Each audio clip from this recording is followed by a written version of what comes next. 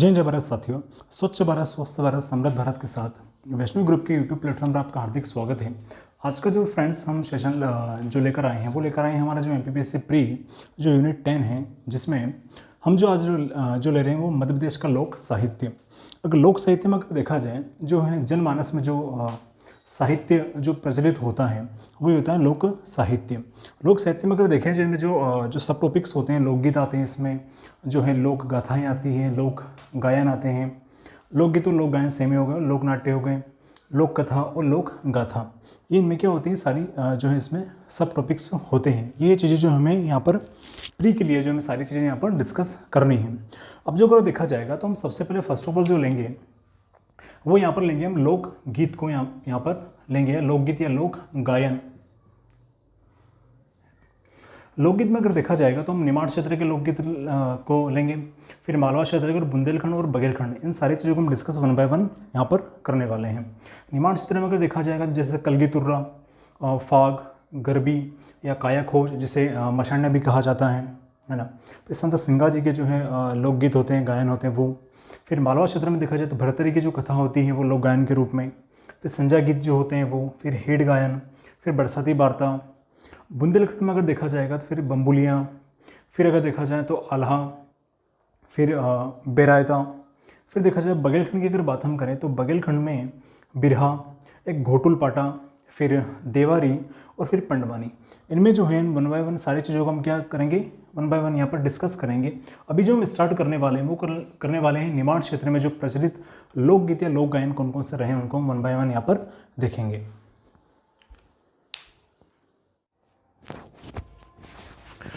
Hello friends, अब जो हम यहाँ पर टॉपिक ले रहे हैं फ्रेंड्स वो टॉपिक ले रहे हैं हम मध्य प्रदेश के जो प्रमुख लोकगीत होते हैं उनमें जो होता है हमारा फर्स्ट ऑफ ऑल जो है निमाड़ क्षेत्र में कौन कौन से लोकगीत रहे हैं। तो निमाड़ क्षेत्र की अगर बात हम करें तो निमाड़ क्षेत्र में एक आता है, काफ़ी ये इंपॉर्टेंट भी होता है, ये वो होता है कलगी तुर्रा। कलगी तुर्रे की अगर बात हम करें तो ये जो है भगवान शिव और पार्वती को जो है क्या होता है समर्पित होता है लोकगीत। और जो इसमें जो होता है प्रतिस्पर्धात्मक जो है क्या होता है ये गायन शैली में होता है। तो कलगी तुर्रा जो होता है कि निमाड़ क्षेत्र का एक प्रमुख लोकगीत होता है और शिव पार्वती को समर्पित होता है। फिर अगर देखा जाए तो अगर फाग की अगर बात हम करें, फाग, तो फाग जो होता है निमाड़ क्षेत्र का क्या होता है ये प्रमुख जो है लोकगीत या लोक गायन होता है और ये होली के अवसर पर किया जाता है। फिर अगर देखा जाए तो गरबा या गरबी जो होते हैं ये स्त्री परक एक अनुष्ठानिक जो क्या होता है लोकगीत होता है और इसमें क्या होता है 3 शैलियाँ होती हैं, गरबा, गरबी और गबलन। इसकी क्या होती हैं, इसकी 3 शैलियाँ होती हैं। फिर एक आता है मशान्या या काया खोज। ये जो होता है ये मृत्यु परक जो क्या होता है कि पुरुष परक एक मृत्यु गीत होता है और ये समूह में गाया जाता है। अब आते हैं नाथपंथी जो गायन होते हैं। नाथपंथी गायन की अगर बात हम करें तो ये नाथ संप्रदाय के जो होते हैं वो गोरख, कबीर और भर्तरी जो है गाथा इसमें उनके द्वारा गाई जाती है। अब आते हैं संत सिंगा जी। तो संत सिंगा जी जो रहे हैं वो निमाड़ क्षेत्र के काफ़ी प्रसिद्ध जो यूँ कहें कि एक लोक साहित्यकार रहे हैं, जिन्होंने जो है क्या है कि गृहस्थ जीवन और कृषि और पशुपालन से संबंधित जो है उनका जो लोक गायन का जो क्षेत्र रहा है वो गृहस्थ जीवन, कृषि और पशुपालन का उनका क्षेत्र रहा है। तो फ्रेंड्स ये है हमारे निमाड़ क्षेत्र के प्रमुख जो हैं लोकगीत होते हैं, जिसमें अगर देखा जाए तो कलगी तुर्रा काफ़ी इंपॉर्टेंट होता है, फाग होता है, फिर गरबा गरबी होगा, फिर मशान्या काया खोज, नाथपंथी और संत सिंगा जी। जैसे कलगी तुर्रा वगैरह तो डायरेक्ट अगर आपसे अगर पूछेगा वो तो डायरेक्ट पूछेगा कि निमाड़ क्षेत्र में एक कलगी तुर्रा का जो होता है लोक गायन का संबंध किस क्षेत्र से होता है, तो वो उसमें वहाँ पे 4 ऑप्शन आपको ऑलरेडी वहाँ पे मेंशन किया हुआ रहेगा। तो ये होता है जो है निमाड़ क्षेत्र के प्रमुख लोक गायन।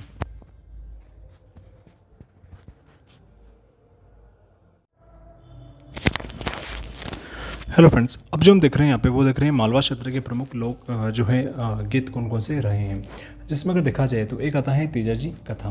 तो जो है तेजाजी कथा में ये होता है कि इसमें विरोचित जो है तेजाजी के कार्यों का क्या होता है इसमें बखान किया जाता है। फिर आता है बरसाती वार्ता। जो बरसाती वार्ता होता है ये क्या होता है ऋतु कथा गीत होता है और ये एक चंपू जो है कथा शैली होती है, उसमें क्या होता है कि ये गाया जाता है। फिर अगर देखा जाए तो इसमें आता है एक भर्तरी गायन आता है, जो राजा भर्तरी की जो कथा जो है उसमें क्या होता है उनकी कथा का गायन होता है। और इसके जो प्रमुख जो है कलाकार जो रहे हैं वो एक सूरजबाई जो हैं खंडे का भी जो है भर्तरी गायन से संबंध रहा है। फिर आते हैं भोपे या पड़ बाजना। और ये चंपू कथा जो है शैली में क्या होता है कि इसमें जो वंशावली जो होती है उसमें जो है उसका क्या होता है, बखान किया जाता है। फिर अगर देखा जाए, एक आता है हिड़ गायन, जो ये अहीरों के जो हैं, यूँ कहें कि एक अहीरों के लोक आख्यान होते हैं, इसमें जो है अवदान परक होते हैं। इसमें कृषि से संबंधित और ये सारी चीज़ें इसमें क्या होता है कि जैसे कि 11 कथा का वर्णन इसमें किया जाता है। और फिर होली, श्रावण, जन्माष्टमी और नवरात्रि और गोवर्धन पूजा के समय जो है हिड़ गायन जो है मालवा क्षेत्र में एक लोक गीत के रूप में क्या होता है, प्रसिद्ध होता है। तो सर फ्रेंड्स, ये है मालवा क्षेत्र के जो प्रमुख लोकगीत। तेजाजी कथा, बरसाती वार्ता काफ़ी इंपॉर्टेंट है, भरतरी और भोपे ये भी इंपॉर्टेंट है, और हिड़ गायन ये भी काफ़ी इंपॉर्टेंट होते हैं ठीक के लिए।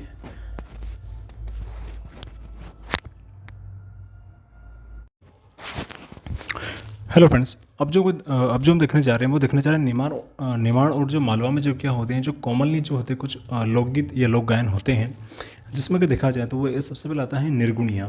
तो निर्गुणिया को जो है नारदी भी कहा जाता है इसको।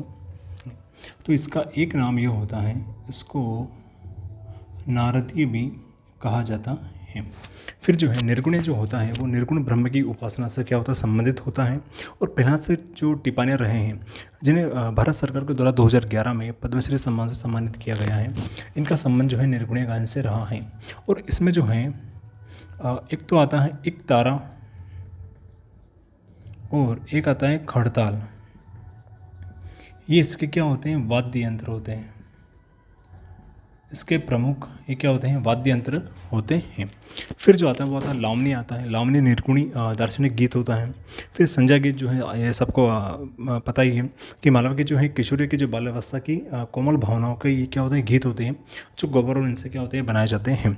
फिर आते हैं कि रेलो गीत आते हैं। रेलो गीत जो है भील और कोरको जनजाति में क्या होते हैं कि ये जो है ये गीत लोक गायन होते हैं, रेलो गीत।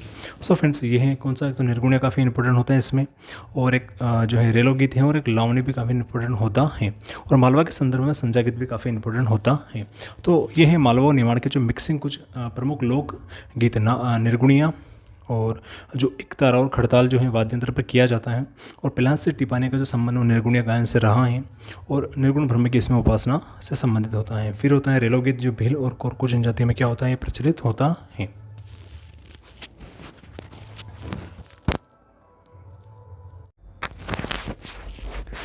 हेलो फ्रेंड्स, अब जो हम यहाँ पे डिस्कस कर रहे हैं वो कर रहे हैं बुंदेलखंड के जो है प्रमुख लोकगीत कौन कौन से होते हैं। जिसमें अगर देखा जाए तो एक आता है चौकड़े फाग आता है, जो कि जिसमें ईश्वरी की जो है रचनाओं का क्या होता है, इसमें गायन होता है। और ये जो है चौकड़े फाग जो होता है ये होली के अवसर पर होता है। कब होता है फ्रेंड्स, ये जो होता है ये होली के अवसर पर किया जाता है। फिर अगर देखा जाए तो एक आता है आल्हा गायन। जो आल्हा खंड के जो रचिता हैं वो जगनिक जी हैं। और आल्हा गायन में क्या होता है कि जो आल्हा उदल जो रहे हैं उनकी जो वीरोचित जो कथाएं होती हैं उनका जो इसमें क्या होता है कि गायन होता है, और ये श्रावण माह में किया जाता है। और ये वीररस क्या होता है, प्रधान होता है। फिर आता है भोला या बम्बुलिया, जिसे लमटेरा, इसको क्या कहा जाता है, लमटेरा गीत भी कहा जाता है। और ये जो प्रश्नोत्तर शैली में किया जाता है। और जब नर्मदा स्नान के लिए जाते हैं तब एक होता है। और इसमें जो है ये भोला जो बम्बुलिया गीत होता है ये भगवान शिव और पार्वती को जो है संबंधित होता है। फिर आता है बेराइटा। बेराइटा जो होता है इसमें ऐतिहासिक जितने भी पात्र होते हैं उनका क्या होता है कि उनके चरित्रों की जो है कथाओं का क्या होता है, इसमें गायन होता है। फिर आता है देवारी गायन। देवारी गायन में क्या होता है, दोहा गायन शैली में किया जाता है। फिर आता है जगदेव का पुवारा, जो कि चैत्र माह में किया जाता है। सो फ्रेंड्स, ये हैं बुंदेलखंड के जो हैं लोकगीत, जिसमें जगदेव का जो पुवारा होता है ये काफ़ी इंपॉर्टेंट होता है। देवारी गायन जो इंपॉर्टेंट होता है, बेराइटा, भोला या लमटेरा जिसको कहा जाता है, और आल्हा गायन तो है ही, और चौकड़िया फाग, ये क्या होते हैं, ये बुंदेलखंड के काफ़ी प्रसिद्ध लोकगीत या लोक गायन होते हैं।